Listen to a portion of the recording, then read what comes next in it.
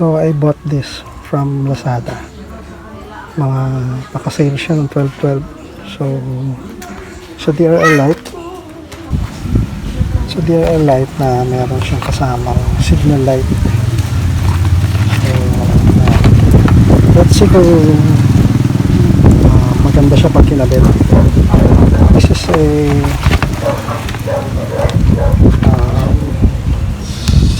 600 mm yung haba. Then ang nakalagay dito is yung yellow wire is for turn or yung signal light. Then yung red wire is from ACC, and the other one ACC, yung black is negative.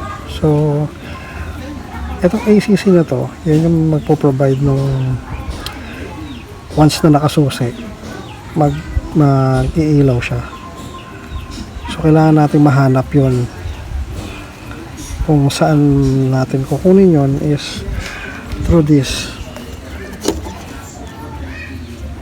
So kinuha natin yung ito, then magkakaroon tayo ng magte-testing tayo using this one.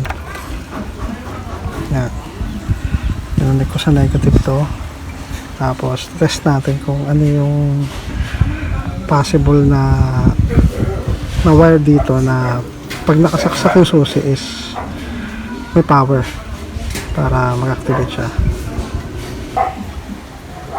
So itong part na to, ito yung yan, dyan natin kukonect yung signal wire or yung yellow wire.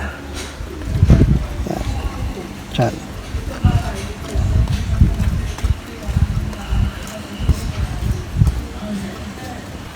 Tapos try natin susi.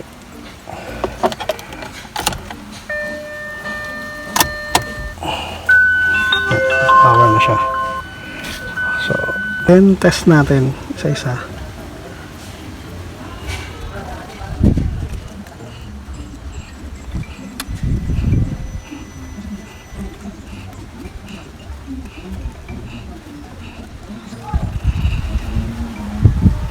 Possible itong wire na to saka ito.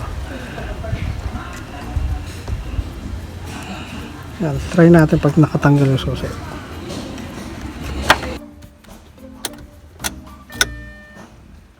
Yan, na.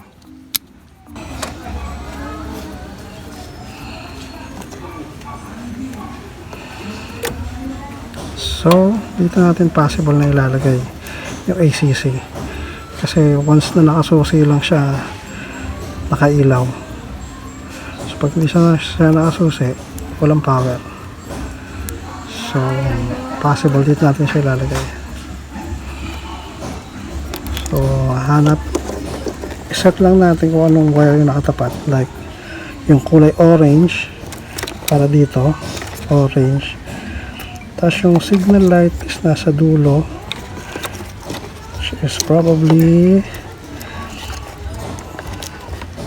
yung kulay gray katabi ng blue.